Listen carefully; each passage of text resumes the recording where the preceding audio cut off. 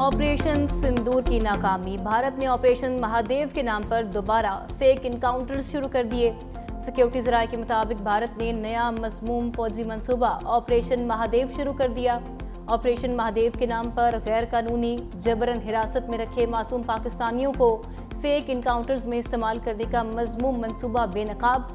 Operation Mahadev का मकसद न सिर्फ मकबूज़ कश्मीर में बढ़ती हुई तहरीक आज़ादी को कुचलना है, बल्कि अंदरून मुल्क सियासी साख बहाल करना है।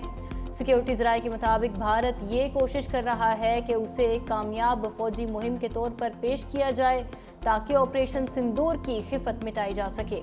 DGISPR भारतीय जेलों में गैर कानूनी कैद 723 पाकिस्तानियों की तफसीलात पहले ही बता चुके हैं। सिक्योरिटी ज़राये का कहना है कि इसके अलावा 56 ऐसे पाकिस्तानी अफराद भी हैं जो भारतीय खुफिया एजेंसियों ने गैर कानूनी और जबरन हिरासत में रखे। ऑपरेशन सिंदूर की नाकामी के बाद भारत का ऑपरेशन महादेव के नाम से नया ड्रामा। भारतीय फौज का मकबूज़ा कश्मीर में जाली मुकाबले में 3 अफराद को हलाक करने का दावा। भारतीय मीडिया ने मुकाबले से पहले ही हलाक अफराद को दहशतगर्द और पाकिस्तानी करार दे दिया। भारतीय पार्लियामेंट में पहलगाम ऑपरेशन पर आज से बहस का आगाज होना था। भारत ने नया ड्रामा रचा दिया।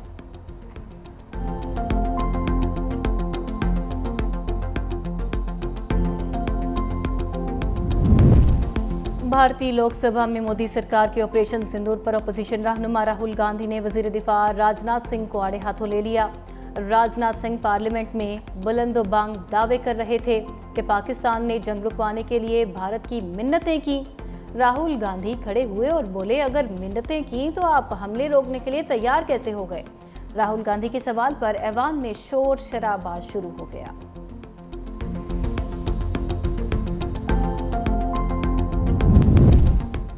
कंबोडिया और थाईलैंड के रहनुमा जंगबंदी पर मुत्तफिक हो गए। मीडिया रिपोर्ट्स के मुताबिक जंगबंदी मकामी वक्त के मुताबिक रात 12 बजे से नाफिज होगी। ये मुज़ाकरात मलेशिया की सालिसी में वज़ीर आज़म की रिहाइशगाह पर हुए। दोनों ममालिक के रहनुमाओं ने प्रेस कॉन्फ्रेंस के जरिए जंगबंदी का ऐलान किया। कंबोडिया के रहनुमा ने जंगबंदी पर मुआवनत पर अमरीकी सदर ट्रंप, मलेशियन वज़ीर आज़म और चीनी हुकूमत का शुक्रिया अदा किया। थाईलैंड और कंबोडिया के रहनुमाओं ने मीडिया के सामने हाथ भी मिलाए।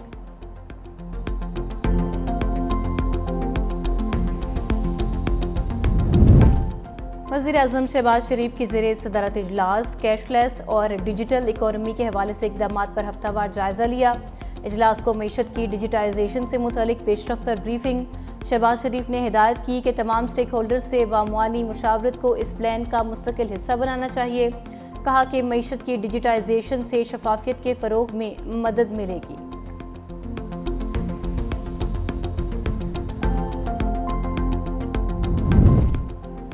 जान बचाने वाली अद्वियात की कीमतों में 3% से ज़ायद इजाफा मुतवक्के। ज़राए के मुताबिक अद्वियात की कीमतों में इजाफा अगस्त या सितंबर में मुमकिन है। ग्रेप के कंट्रोल में अद्वियात 3.14% महंगी हो सकती हैं। बाज़ अद्वियात की कीमतें कमेटी की सिफारिशात पर बढ़ाई जाएंगी। वफाकी वज़ीर सेहत 2 हफ्ते में सिफारिशात वज़ीर आज़म को भेजेंगे।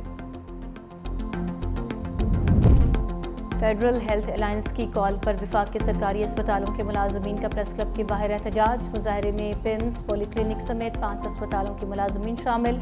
मुलाजमीन का हेल्थ रिस्क अलाउंस बहाल करने का मुतालबा। हुकूमत को 1 हफ्ते का अल्टीमेटम दे दिया। फाइल मंजूर न हुई तो एहतजाजी लाइहे अमल का ऐलान किया जाएगा।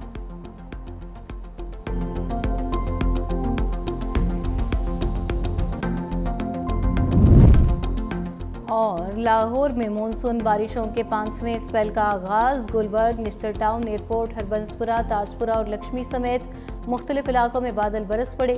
वक्फे से कहीं हल्की कहीं तेज बारिश। उधर जंग में दरियाए चनाब में तुगयानी से 10 देहात ज़ेरे आब आ गए। सैलाबी पानी वसी रकबे पर खड़ी फसलों और आबादियों में दाखिल। राबिता सड़कें ज़ेरे आब आ गईं। राजनपुर में भी फसलों को नुकसान। हाफिजाबाद में भी दरियाए चनाब के गिरद कटाव में इजाफा हो गया। मुतअद्दिद देहात की सैकड़ों एकड़ ज़रे इराज़ी दरिया बुर्द हो गई। दूसरी जानिब दरियाए सिंध का बड़ा सैलाबी रेला तौसा से डीजी खान की हदूद में दाखिल। ज़िला इंतज़ामिया अलर्ट। तक अपने ज़िले में दहशतगर्दी रोक नहीं सके, सूबे में क्या रोकेंगे। और जब हमें पता चलेगा कि हुकूमत संजीदा है, संजीदगी है इनमें, ये मिलिटेंट्स के साथ मिले नहीं हुए, इन्होंने सूबा ठेके पे नहीं दिया मिलिटेंट्स को, हम फिर कहेंगे वाकई ये ठीक है। लेकिन जब तक वफाक और सूबा एक पेज पे नहीं होंगे, हम मिलिटेंसी के खिलाफ जिहाद नहीं लड़ सकते। जब हम देखेंगे कि ये संजीदा हैं, फिर हम इनके साथ जो है दहशतगर्दी के ख़िलाफ़ जो बातें करेंगे उसमें हम उनके साथ होंगे। अदम एतमाद की मंजिल करीब है, सरप्राइज का इंतजार करें। गवर्नर खैबर पख्तूनख्वा फैसल करीम कुंडी की मीडिया से गुफ्तगू। कहा, सूबे का वजीर आला भत्ता देता है तो फिर अल्लाह ही हाफिज है। गंदापुर आज तक अपने हल्के में दहशतगर्दी नहीं रोक सके। तीरा वाक़े पर इंक्वायरी हो रही है। जब तक ये लोग अमन के हवाले से संजीदा नहीं होंगे, उनके साथ नहीं बैठेंगे। पीटीआई पहले अपने मामलात को ठीक करे।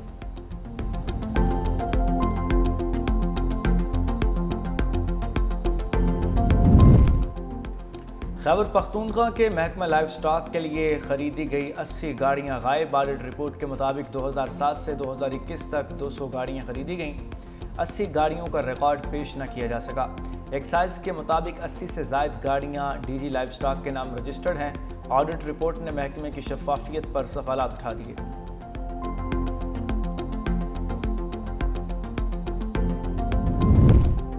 अपोजिशन लीडर कौमी असम्बली उमर अयूब की हुकूमत पर खड़ी तनकीद। कहा, कौमी असम्बली में हुकूमत पर तनकीद को हज़फ किया जा रहा है। बानी और उनकी अहलिया के साथ जेल में बुरा सलूक हो रहा है। चीनी की दरामद और बरामद के स्कैंडल का केस दर्ज होना चाहिए।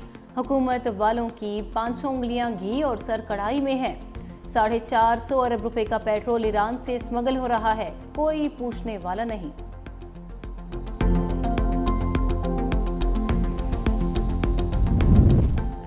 कराची के लिए सड़कों पर आना पड़ा तो आएंगे, अदालतों में जाना पड़ा तो वहाँ भी जाएंगे।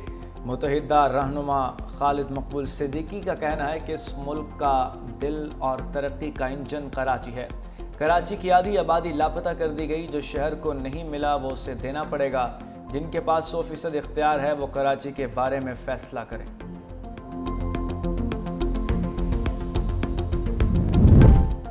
हुकूमत ने जानबूझकर चीनी एक्सपोर्ट करके शुगर मिल्स मालिकान को फ़ायदा पहुंचाया। अवाम पाकिस्तान पार्टी के रहनुमा मिफ्ता इस्माइल कहते हैं, वज़ीर आज़म शहबाज शरीफ का बेटा 2 शुगर मिलों का मालिक है। जब शहबाज शरीफ चीनी पर फैसला करते हैं तो क्या ये मफादात का तसादुम नहीं? जिस माह क्रशिंग शुरू होना होती है उसी वक्त ये चीनी क्यों इंपोर्ट करते हैं? किसान मुस्लिम लीग नून की हुकूमत से कोई तवक्को ना रखें। नून लीग के सेनेटर्स झूठे इल्ज़ामात पर मुझसे मुआफ़ी मांगें।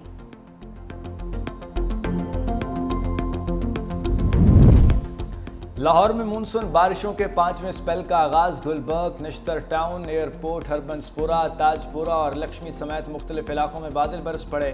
वक्फे से कहीं हल्की कहीं तेज़ बारिश। उधर जंग में दरियाए चनाब में तुग़यानी से 10 देहात ज़ेर-ए-आब आ गए। सैलाबी पानी वसी रकबे पर खड़ी फसलों और आबादियों में दाखिल हो गया। राब्ता सड़कें ज़ेर-ए-आब आ गईं। राजनपुर में भी फसलों को नुकसान। हाफिजाबाद में भी दरियाए चनाब के गिरद कटाव में इजाफा। मुताद्दिद देहात की सैकड़ों एकड़ ज़रई अराजी दरियाबुर्द हो गई। दूसरी जानिब दरिया सिंध का बड़ा सैलाबी रेला तोनसा से डीजी खान की हदूद में दाखिल हो गया। ज़िले इंतज़ामिया अलर्ट।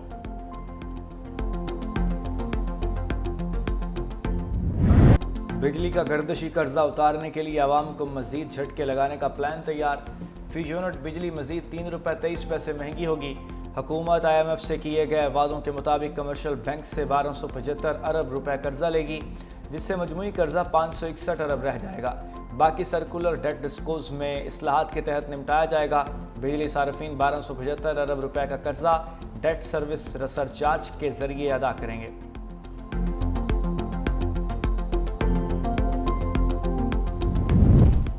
लाहौर हाईकोर्ट ने मुल्तान मेट्रो को नाकाम तरीन मंसूबा करार दे दिया।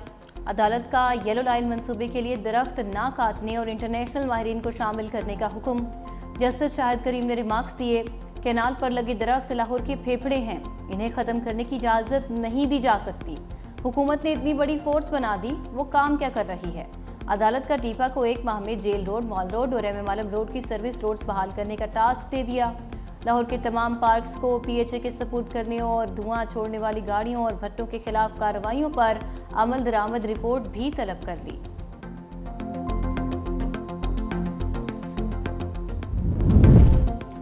पेट्रोल बाइक को इलेक्ट्रिक बाइक पर तब्दील करने वालों को 1 लाख रुपए इनाम मिलेगा। सीनियर वजीर पंजाब मरियम औरंगजेब का ऐलान। कहा, जो सोसाइटियां दरख्त नहीं लगाएंगी उन्हें जुर्माने होंगे। पिछले अदवार में माहौल बर्बाद करने वाले पौधे लगाए गए। पंजाब की पहली स्मोक गन ला रहे हैं, जिससे सूरत हाल बेहतर होगी।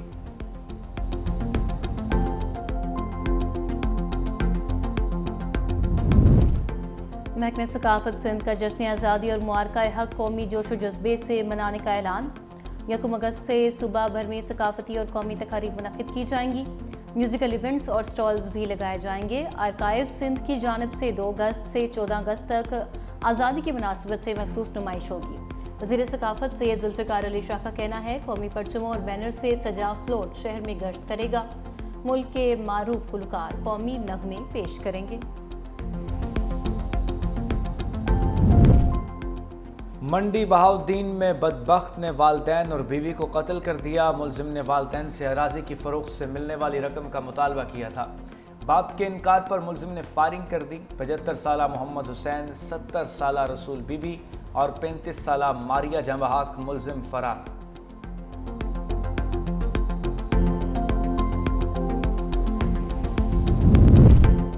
इसराइल की ईरान के सुप्रीम लीडर आयतुल्लाह खामेनेई को बराह रास्त निशाना बनाने की धमकी। इसराइली वज़ीर दिफा ने मकामी अखबार को इंटरव्यू देते हुए कहा, अगर आयतुल्लाह खामेनेई इसराइल को धमकियां देते रहे तो हमारे तैयारे तेहरान तक दोबारा पहुंचेंगे और इस बार ये आप तक भी शख्सी तौर पर पहुंचेंगे।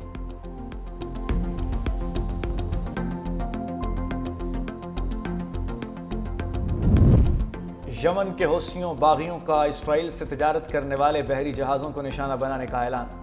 कहा, हरास जहाज़ को निशाना बनाया जाएगा जो इसराइल के साथ कारोबार करेगी। हौसी फ़ौज ने इक़दाम को इसराइल के ख़िलाफ़ फ़ौजी कार्रवाई के चौथे मरहले का नाम दे दिया।